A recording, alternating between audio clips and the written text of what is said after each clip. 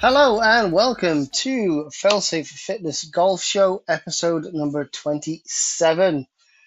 My name is, as always, Michael Joshua. I am the owner of Failsafe Fitness Limited.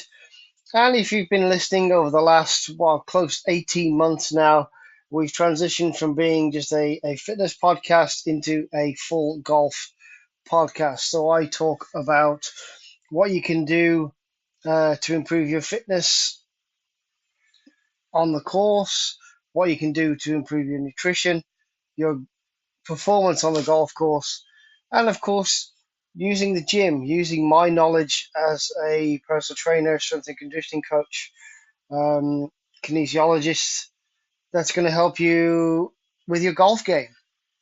We talk about some issues and some of the stories that come up in golf week to week, some good, some bad, some indifferent.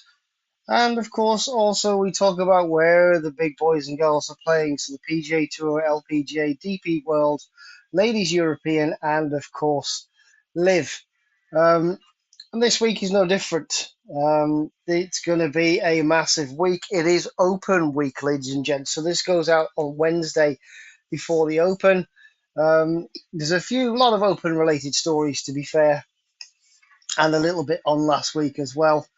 If you do like this podcast, please give it a thumbs up, share it with your friends. There's going to be some interesting insights in how I think most golfers, amateur golfers, should be practicing their game. And we'll get into that a little bit later on down the line. But yeah, thanks for listening. Welcome to the show. We're going to kick off with, as always, what offers I've got available. And as always, right up until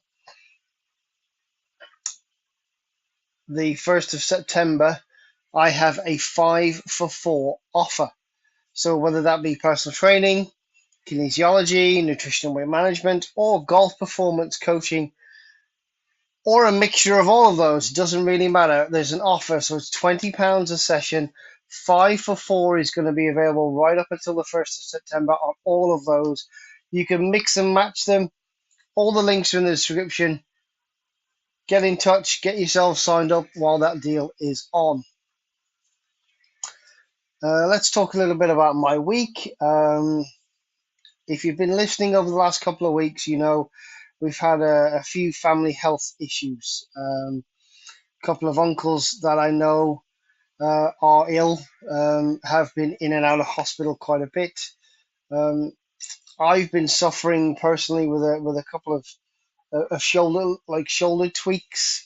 My other half, obviously, she struggles a little bit. We've hopefully alleviated a little bit for her in terms of getting her electric trolley, which did help her get through 27 holes this weekend. So I'm quite proud of her for that.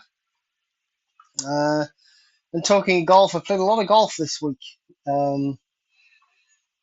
I played 9 holes Monday.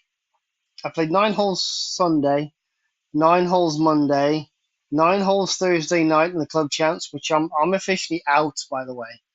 I think I shot 10 over par on the front 9, so that was an awful round.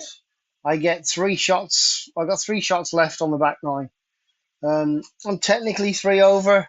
If I can shoot level par or a couple over par gross, I might have a chance, but I don't see me doing that but my back 9 have been better. If I shoot the 5 over that I've done for the last few days, that's going to put me sort of 5 over par net, and 15 over gross, which is going to go from shooting. I shot a 74 last year to shooting a dismal 89 this year, 87 this year. So, but that's where I'm at. I mean, my handicap has gone up from 11 right the way up to 14 now. But because I've had so many bad performances on the front 9 and shot one under net for my back 9, and I've shot about 3, 4, 5 over for my front 9.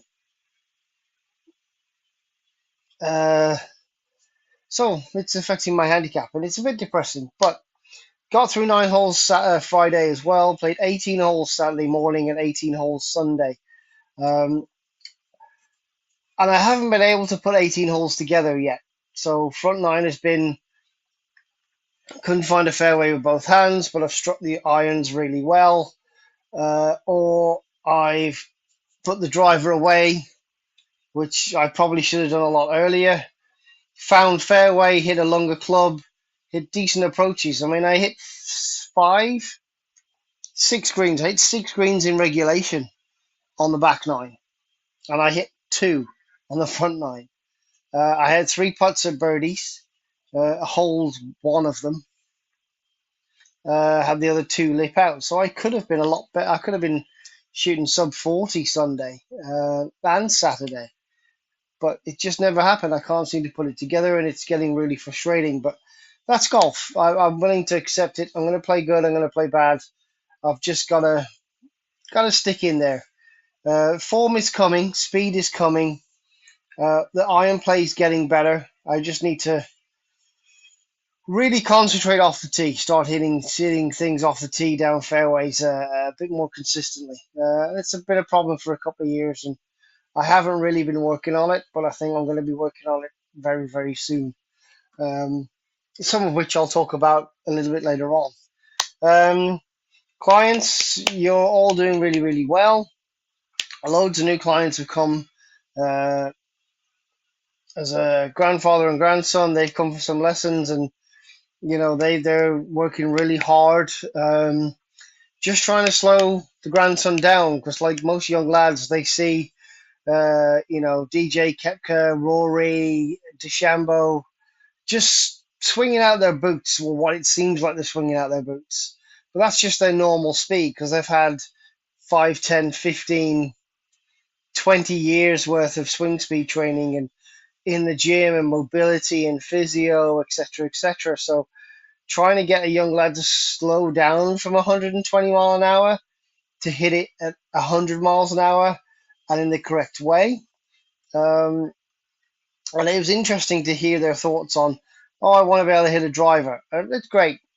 Driver's one club in the bag, 3-wood's one club in the bag, but every other club in your bag, probably even from 3-wood, really, 3-wood down to whatever your last wedge is, you've got to hit down at the ball.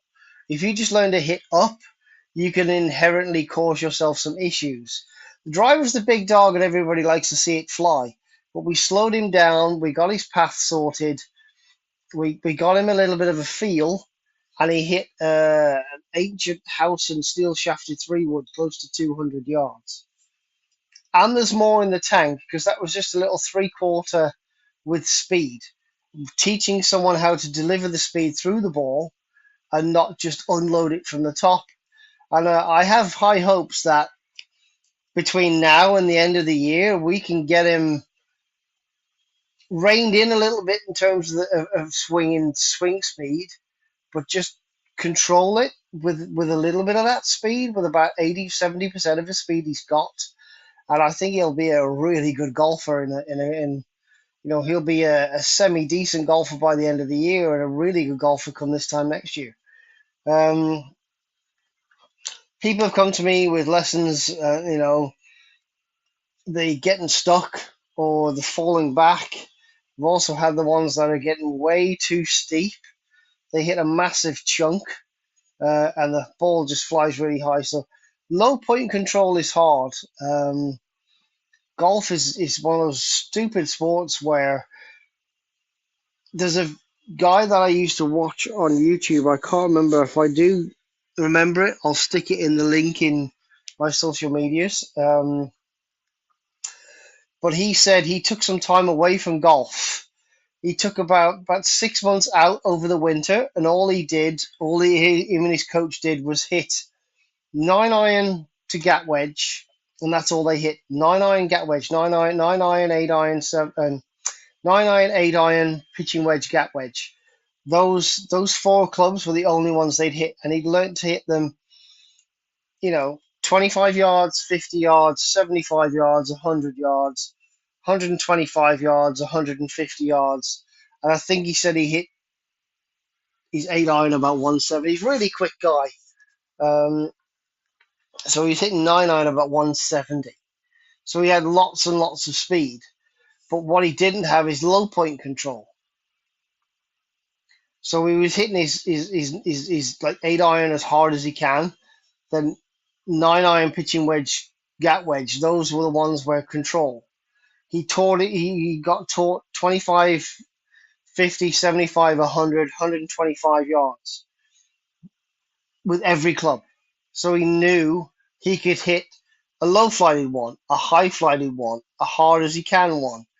And that is that low point control then transferred into the longer irons.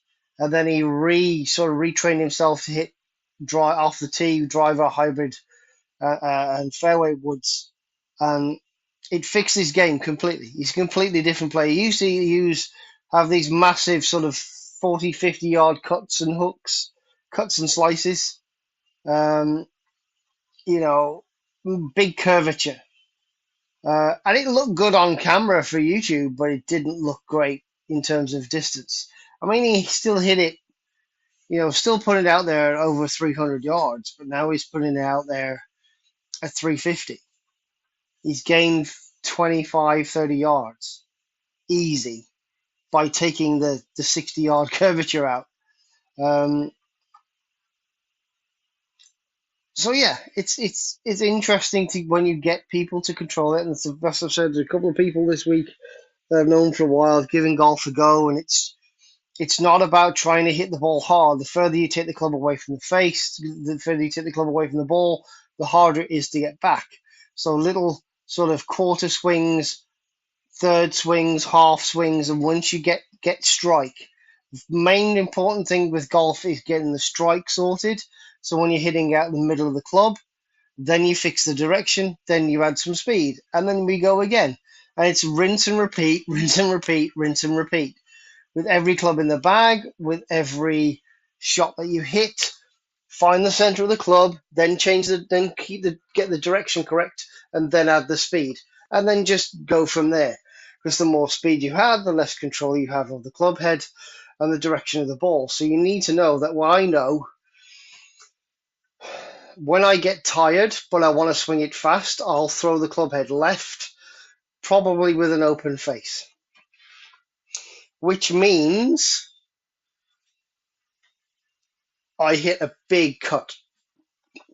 And then other times when I'm feeling quite fresh, I can close myself off, swing at speed, and hit a big hook or a big draw.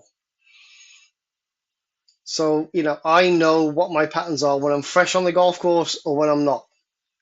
It's very, very interesting. And it's not necessarily about hitting the ball harder. It's about getting a better strike or a movement pattern or just a swing thought. Yeah, we're going to get there. We're going to get there. I'm the same. I need to work on me. So I'm going to take a leaf out of my book over the next few weeks. And hopefully come August, I'm going to be playing my best golf and start bringing my handicap back down to where it was. Right, let's take a look at where all the big boys and girls are playing this week then. So obviously PGA Tour, DP World Tour, co-sanctioned events. Obviously it is open week. We are at Royal Troon. If you've been watching on the range as of Monday, they're on the range at the Open, YouTube, Sky Sports. Well worth a watch. If you've been watching it this week, they've already spoken to a couple of guys on the range. One of them was using a ball, squishy ball between the forearms because he gets a little open. Right arm gets away from him in the backswing, ball falls out. With that, it helps him keep connected with both arms and helps him deliver a better strike as well. So something I've definitely been doing this week with a couple of people. Live, obviously, no event for them. LPGA Tour, it is the Dana Open, which is in Sylviana, Ohio.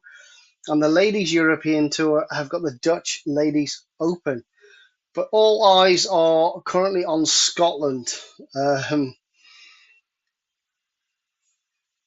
And again, last week, Scottish Open, Bobby Mack, he got robbed on the last hole by Rory McIlroy. And this year, it is Bobby Mack birdieing the last to win the Scottish Open. Only the second man, I think, to do so in recent memory or in its current format or something like that. So Colin Montgomerie was the other guy, other Scotsman to win the Scottish Open, but the only person to win the Scottish Open this century, 25 years later, is Bob McIntyre. The man from Oban does it again, and he beats Adam Scott by one shot after that birdie. And Adam Scott played out of his skin. It's one of the best golf I've seen him play in 4 years. The guy hasn't won in 4 years. So well done, Bobby Mack. It was a great event, and I'm pretty sure he'll be rolling up with a headache at Royal Troon for sure. So yeah, that was my little bit of news from last week. I mean, fair play, it was great, and obviously Evian Championship as well last week. There's some great golf played there too. Um, the second little snippet of news I wanted to do was, if you are watching any of the Sky Sports footage on the range, you'll be seeing a Lee Trevino sort of documentary that's available on RNA TV. Anyone who's ever had a lesson with me, especially short game, I will have mentioned Lee Trevino a lot. So what Lee Trevino was doing back, 60s, 70s, 80s, I'm teaching now because it's still bloody relevant. Using less loft the closer you get to the green, hitting it like putts, being able to control your strike. The guy's a legend. For me, up there, you've got Jack Nicklaus. I love Jack. I think what he did for the sport is fantastic. Gary Player, another charismatic player, and we all know those two open the Masters. But Lee Trevino was the guy that was just, fantastic to watch and listen and learn from. The way he plays his golf. I mean, even now, the guy's in mid 80s or something. He's fantastic. He's got so much knowledge, and a lot of modern day golfers can still learn a lot from what Lee Trevino's put out there on.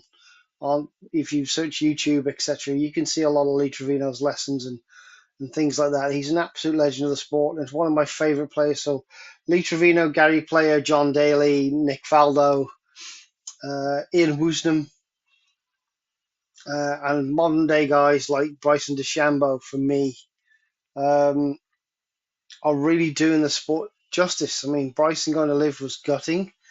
But those are the guys that I see as they're needle shifters. Tiger, I love Tiger. Tiger shifted the money and brought a lot of money to the sport and has won a lot of money. But I don't know. I never had this massive. I was always rooting for the other guy. Still am, kind of thing. But yeah, if you get time, if you got an hour to spare and you want to sit down and watch the incredible story of Lee Trevino, because his story is now. There are a couple of documentaries out there that you can get on YouTube, etc. But this is the one from the Royal and Ancient TV. Go watch it. It's fantastic. Well worth an hour of your time. And third and final thing on the Open as well. Talking of Colin Montgomerie, is kind of upset Tiger Woods this week, saying that Tiger should just retire. And I think Tiger's waiting to get back to St Andrews to turn around and wave goodbye in that Swilcan Bridge. I think that's what he's waiting for. He's a two-time winner at St Andrews. So that's what I definitely think Tiger's waiting for. I don't think Tiger will get to 60 and retire from the Open. I think Tiger will wait till whatever the next St Andrews Open will be. We've had 150, I think probably 160th, which is about 8 years from now. So about 2035, he'll be close to 60 anyway. I think he'll say goodbye then. We shall be. I'll keep your eyes peeled. I think Tiger will be done then. And talking of the Open, I mean, I think this week, if Bobby Mack is sobered up enough, he might have a chance. Obviously, everybody wants. I do personally want Tommy Fleetwood to do well. I think Adam Scott might have a chance. I think even Brian Harman could have a good chance of defending. Colin Morikawa is going to be in the mix. I think Bryson DeChambeau can't be discounted. with his length, and if his wedge play and putting are on point, he could be a serious threat at the Open. Schauffele didn't really contend last week, which is pretty poor by his standards. He normally likes, the challenge of Scottish weather. So those are the seven guys for me that are gonna, I think, needle shift at the Open this year. So if you want to go have a bet, go and put a couple of quid on each of those, especially at the minute with the top tens at Ladbrokes, so you can get top 10 odds. I think they've got all of those have got a serious chance of winning this event this week. And of course, obviously, the eighth person would be Ludwig Oberg, who just kind of lost it at the Scottish Open. He lost his way a little bit, and he's been working on the driver, I think, already this week to get that better off the tee. And I think if he struck it better off the tee on Sunday last week, he may well have done a lot better, and could be going into the Open as Scottish Open champion. Right. I've been babbling on about the Open for quite a bit and what's been going on with my life. Let's talk about your life, shall we? This week is practice. We're into a little stage where there were four things I wanted to look at over these last 4 weeks. So, the first week was about fitness in golf, the mobility, the cardio, the strength, and the speed are all things that you need to add into your swing. And then then it was about the nutrition, keeping some healthy snacks on board, eating correctly before you go play, things like that are going to keep your energy levels up whilst you're playing golf. This week is going to be about practice. So practice for me comes down to 4 different stages. And this is something I'm going to be sharing with my clients over the next few weeks. Every lesson they come, I'm going to hand them a little practice sheet of how I want them to think about their practice. So, for me, there's 4. There's putting, there's chipping, or short game. There's range session 1 and range session 2. So that's 4 things. Now, obviously, you're not going to go 4 times a week, go and do this. What I'm saying here right now is that you can do 1 every week. So you can go putting 1 week, you can go the range session 1 the week after, you can work on your short game the week after that, and range session 2. So you're mixing it up. You're not doing the same thing, you're not repeating, and you're definitely not doing all 4 in a week and going to play golf. Because if you're going out of the house 5 times a week to play golf, you're either very single or very lucky. That's all I'm going to say. So what I'm going to say here is putting. We'll start with the putting and work our way up. There are 3 drills, and everybody should know these drills by now because I've said them enough on this podcast. So the first drill is the 3 balls drill. You take 3 balls out of your bag, and again, caveat, must be the same ball, so same brand, same model, same year. Because if you've got a Pro V1 from 2019, the Pro V1s in 2021 got flipped. So the X is spinnier on wedges, and the Pro V isn't as spinny. And then they've adjusted them again, I think, this time around. So 2023, they got a little bit, the Pro V1 got a little bit more spinnier, but the X not as spinny around the greens. So yeah, same model, same brand, same 12 golf balls, pick 3 of those, take them with you. 3 ball drills, so you're going to hit a left-handed putt or a right-handed putt, whichever hand you are, whatever hand you're not strongest with. Tap it across the green and putt the other 2 balls to it. You can do that for, I'm going to say, go 10 rounds. That's 10 one-handed putts, and then that's 20 two-handed putts. And you're just aiming to hit the ball. If you hit the ball, great. Tick them off. And if not, your target is smaller than an actual cup. So if it's within 2 balls of that ball, more than likely you've pretty much close to hold it. think about it that way. So that's going to work on your pace and go into a smaller target. The second drill is the T-peg drill. So you take 8 T-pegs, you make 2 boxes about the same size as your putter grip. Now, obviously, if you've got one of them broom handle putters, then you're going to want to take about a 2-foot box and just set those up on the putting green, and you're going to put them in. So if you're putting and get them about 10, 12 feet away.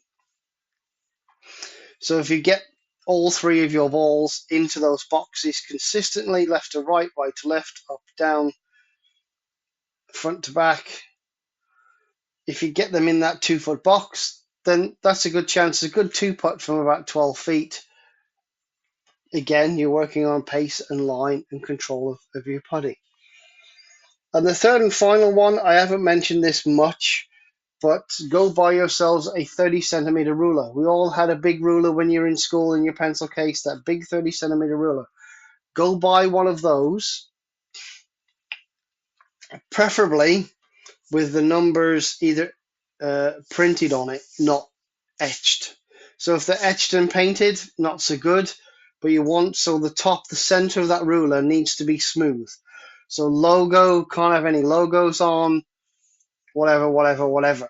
So make sure it's nice and smooth. It's not an etched ruler, but go buy yourself one. Put that down on the ground, and what I want you to do is put your 3 balls on the end of it, one at a time, and I want you to putt. And if your ball falls off the ruler before it gets to the end, that means you're not starting your putts straight. Your putts aren't being started on line. That first 30 centimeters, if you've got a 3 or 4 foot putt, if it's falling off left or right, by the time it's gone 30 centimeters, then more than likely, if it's a straight putt, it's not hitting the hole. You're going to be probably a foot wide of the hole. So it's a great little drill. Get the ball, put it on the ruler, and put it off the end of the ruler. If it's not going off the end of the ruler, it means your face of the club isn't square, which means the ball's not starting straight, which means the ball's not going to start on line, which means by the time it goes 3 feet, you've already missed that putt. So yeah, do that. Great drill. You can do that. It takes 15, 20 minutes. You can do that at any golf club that you go to, or most golf clubs that you go to on their practice putting green. No one's going to care, but you're going to get to be a better putter. That's week number 1, allegedly. Week number 2 is chipping. So chipping round greens, and I've talked about this before, being able to use a little bit of loft, being able to use less loft. The closer you are to the green, the less loft you want to do. And the first one for the chipping is you're just going to hit like a little 8-iron like it's a putter, and you're going to probably pick a hole 5 yards away, I'm going to say. So that's about 15 feet, and you're just going to hit it like a putt. Because a lot of municipal greens and a lot of golf courses have a bit of rough, or the fringes aren't as manicured as they are on the PGA Tour. So the ball's going to be offline. If you take a putter, Texas wedge, fair play to you and you do well with it. But this is going to help you. A little 8-iron, hit it like a putt, get used to that. Because if you do have to go over something, or you've got a really thick fringe, putting through it's not an option. This is a great way to teach yourself how to do it. 15 feet, again, 3 balls, just do 10 rounds, that's 30 chips. See how close you can get it to the hole. Then we're going to look at, if you've got the space and the facilities, you look at about you're looking 10 or 15 yards. So about a 10, 15 yard chip. You're going to put T-peg down, T-peg line down, a couple of T-pegs, and that's where you want to try and land the ball and let it roll up. So you can do this, 8-iron, 9-iron, pitching wedge, gap wedge. I'll say sand wedge, but if it's a set sand wedge, no, just gap wedge. Use those clubs, hit them, and get used to where they're landing. 10 with each, that's 40 shots. That's going to help you with, again, just getting it close to the hole from inside 10 or 15 yards.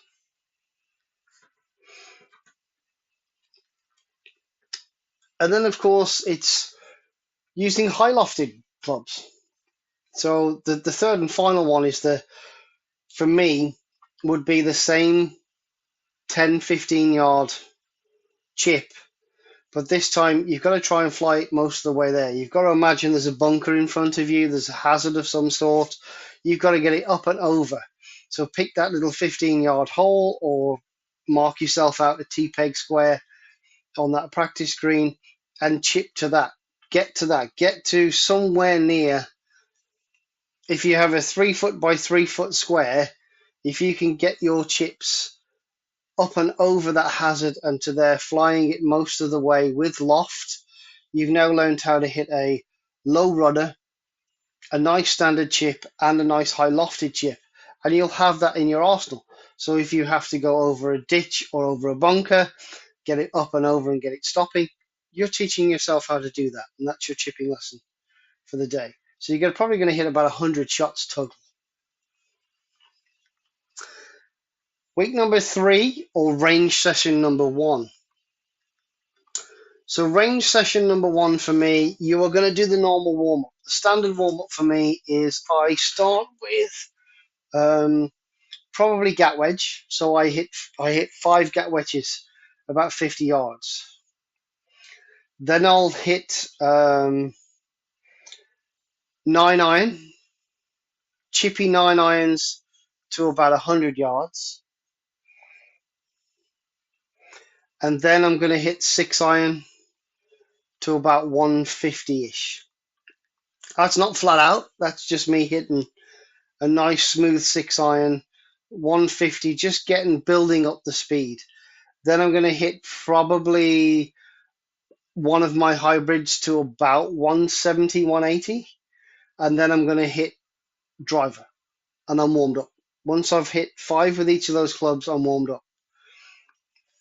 And it's the same drill. And then when you play range session 2, you start not at gat wedge, but you start at like pitching wedge, and then you go 8 iron, probably 8 iron or 7 iron, 5 iron, 5-7-9, 5-7-9 gap, and then you'll go 6-8 pitching wedge on the second session. And you'll hit 3 wood, but you'll still hit a couple of drivers, just to make sure you're fully warmed up. So range session number 1 for me is a distance dialing. So for me, what that means is I'm going to take 3 balls or 6 balls per club. But so the irons you've just hit, you put them to one side. Now the irons that are left in your bag, those are the ones you're going to hit for this range session. So if you start 5-7-9 gap wedge, those go back in the bag and all the other clubs come out. So 4, 6, 8 and pitching wedge come out. So 4, 6, 8 pitching wedge, that's four irons. You're going to have 6, 12, 18, you're going to have 24 balls. So what you're going to do with this now is you're going to hit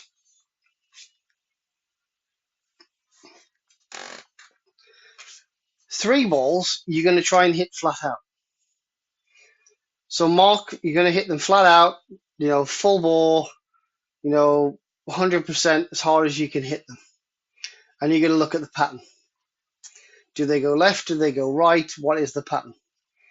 And then the second 3, you're going to hit 3/4 and smooth. And then look at the pattern and note the distance. If you've got the facility, distances for all of them so you can average them out.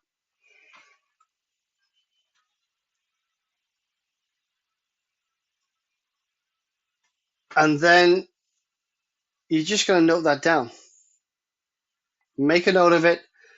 What does it do when it's flat out? So when I'm flat out, I get to swing left with an open face, so I don't close it. For whatever, my hands don't catch up with the club head and I don't close the face. So if I hit something flat out, I know it's going to cut. If I hit it 3/4 smooth, I'll hit a draw. And that's the pattern you need to know in your head. So you know that a flat out, for me, flat out 8 iron will go 150. A smooth 8 iron will go about 135. I can take 15 yards off it and hit a draw, or I can absolutely muller it and hit it 150, 155. There's 20-yard jump, but that's me going at it, absolutely butchering it, and if it's hit well. And that's the sort of thing you need to learn, because you need to know that if I hit it flat out, what does it do? If I hit it 3/4 smooth, what does it do? So you have those options and those shots in knocker. You're building yourself a distance dialer with each club. And the week after, when you come back, you swap those clubs around. So instead of hitting 4, 6, 8 pitching wedge, you're now hitting 5, 7, 9, whatever, gap wedge. Dial them in, write them down, perfect. And then your second range session. Now, the second range session for me is one of the most important areas. So, are you hitting fairway with the driver? Are you not hitting fairway with the driver? Are your irons coming up short? Are you chunking them? Are you hooking them? So, if you've noticed a big pattern, whether that be 50 yards on missing the green, 100 yards on missing the green, am I hitting a wedge, 8-iron to wedge? Am I hitting it, 180 to 130 yards, and I'm pulling them 30 yards left, which I have been doing lately. It's a problem area. So those areas, you've noted them down, you know what you need to do. That's what you need to fix. Driver. Am I slicing the driver? Am I hooking the driver? Am I hitting it low? Am I hitting it high? Am I not getting any distance? Am I not getting any compression? So the second range session is all about, I've not hit a fairway with a driver. I've not hit a fairway with 3-wood. I'm not hitting 150 yards with my 6 or 7 iron. My 50-yard wedges are getting pulled 20 yards. That second session is working on what do you remember from your last round was really bad with your clubs, and work on that. And that's it. So you've got a week of putting, a week of chipping, a week of problem areas that you've noticed in your game that week. And then also the second range session is just distance dialing. Hitting clubs flat out, hitting them 3/4, seeing what the difference is, and making note of the patterns. Because if you do that on a Wednesday, when you go to play Friday or Saturday, you know that a 3/4 wedge is going to go 20 yards shorter than a flat out wedge, but I'm not going to pull it 20 yards left. It's going to fly straight. So you get in 110 to the green, great, I'm going to hit a smooth wedge. But if you hit a wedge 130 and pull it 20 yards left, you're still having to chip to get up and down. Play smart but boring golf. And this way of practicing, week by week, day by day, year by year, hopefully you'll get some improvement. And if you really feel you're struggling, that's when you come to see someone like me, who's going to give you the opportunity to do this in front of some numbers. And that's pretty much it. That's how I want you to practice from now on. I will put a full write-up on the website at some point this week. And that's me done. I hope you found this interesting. Go watch the Lee Trevino video on the RLA TV. It's fantastic. Who do you think is going to win the Open this year? Let me know in the comments below. And if you have liked this podcast, please like, subscribe, and share with your friends. Because the more you do, the more things I'm going to be able to bring to you in the very near future. Have a great week, everybody. Enjoy your practice. And most importantly, enjoy your golf. Have a great week. Bye-bye.